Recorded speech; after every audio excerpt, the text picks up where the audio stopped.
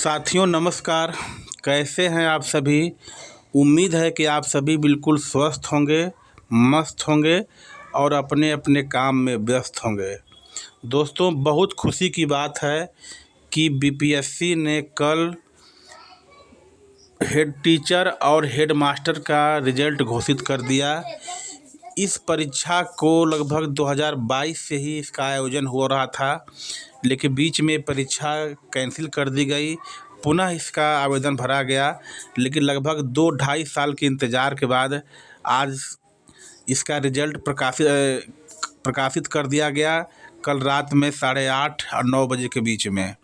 दोस्तों इस बीपीएससी परीक्षा में चयनित सभी वैसे शिक्षक साथी और शिक्षिका बहनों को मैं अपनी तरफ से बहुत बहुत बधाई देता हूं और उनके उज्जवल भविष्य की कामना करता हूं, और साथ में ये उम्मीद करता हूं कि वो एक नया इतिहास लिखेंगे बिहार शिक्षा जगत में और बिहार के बच्चों के उज्जवल भविष्य को बनाने में।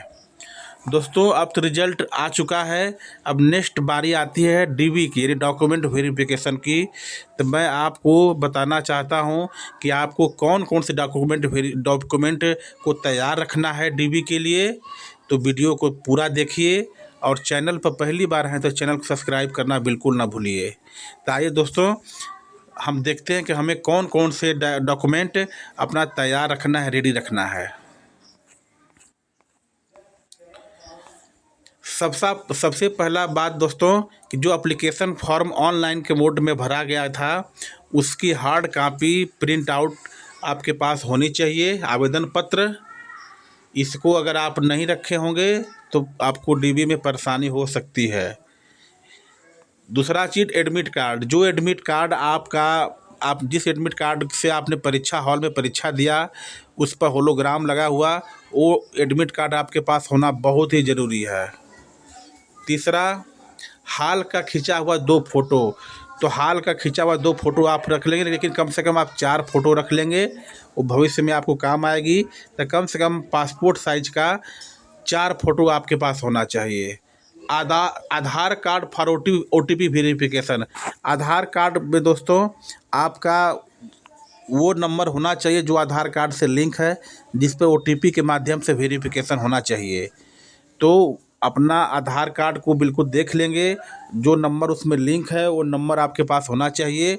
अगर वो नंबर बंद हो गया है तो दूसरा नंबर आप रजिस्टर करके उसे चालू करवा के अपने पास बिल्कुल रखेंगे। तीसरा, फ़ोटो युक्त पहचान पत्र, यानी ड्राइविंग लाइसेंस, पैन कार्ड, आधार कार्ड में से कोई एक आपके पास होना ज़रूरी है। ड्राइविंग लाइसेंस भी चल जाएगा, पैन कार्ड भी चल जाएगा और आधार कार्ड भी चल जाएगा। छठा है 2 फाइल जिसमें सभी प्रमाण पत्र की कॉपी होनी चाहिए।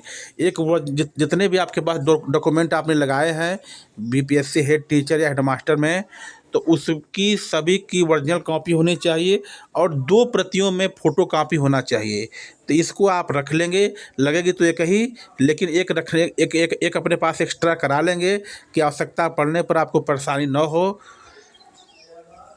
और 7वां है matric certificate marksheet for DOB, यानी मैट्रिक सर्टिफिकेट आपके पास होना चाहिए। हाई स्कूल का अंक पत्र, प्रमाण पत्र दोनों होना चाहिए, जिस पर आपको जन्म तिथि साफ साफ अंकित की गई हो। All educational and training certificate and marksheet. इसके बाद आपको इंटरमीडिएट होना चाहिए, इंटरमीडिएट की मार्कशीट होनी चाहिए, सनद होनी चाहिए। आपने अगर ग्रेजुएशन लगाया तो उसकी मार्कशीट सनद होनी चाहिए। ट्रेनिंग जो आपने किया हुआ है ट्रेनिंग का सारा मार्कशीट और सनद होनी चाहिए। एक्सपीरियंस सर्टिफिकेट, अनुभव प्रमाण पत्र। और सबसे मूल बात है कि जो आपने डीओ स्तर से अनुभव प्रमाण पत्र बनाया है वो आपके पास होना चाहिए। अनुभव प्रमाण पत्र जिला शिक्षा पदाधिकारी द्वारा निर्गत होना चाहिए। जो अनुभव प्रमाण पत्र आपने लगाया है वो अनुभव प्रमाण पत्र आपके पास सुरक्षित होना चाहिए, उसको आप रख लें। आरक्षण संबंधी दस्तावेज। अगर आप ओबीसी SC ST कैटेगरी से बिलोंग करते हैं तो 6 महीने के अंदर का आरक्षण सर्टिफिकेट आपके पास बिल्कुल होना चाहिए। पिछड़ा वर्ग, अत्यंत पिछड़ा वर्ग, क्रीमी लेयर सहित प्रमाण पत्र सभी आपके पास होना चाहिए। महिला उम्मीदवारों पिता के नाम एवं पता पर, जो महिला उम्मीदवार हैं उनके लिए उनके पिता के नाम पर, यानी जहाँ उनका मायका है वहाँ के नाम से उनका सारा जो जाति प्रमाण पत्र है, निवास प्रमाण पत्र वहाँ से होना चाहिए।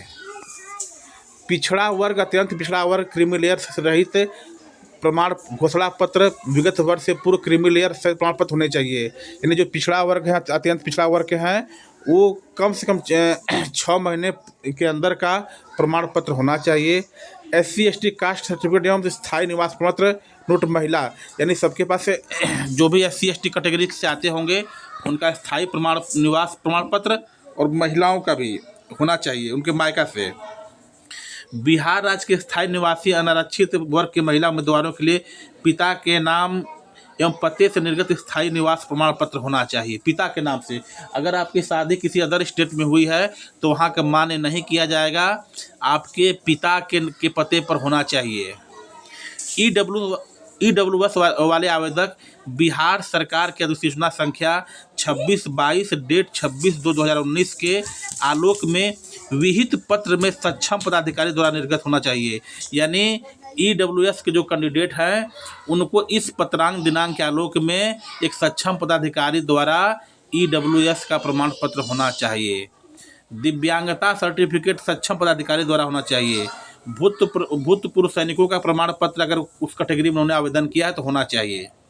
तो दोस्तों ये आपने देखा, इतने सर्टिफिकेट आपके पास बिल्कुल होने चाहिए, तभी आप DB में जाएं। और DB से पहले अगर आपके पास इसमें से कोई भी सर्टिफिकेट नहीं है तो इसको आप तत्काल प्रभाव से बनवाने का प्रयास करें।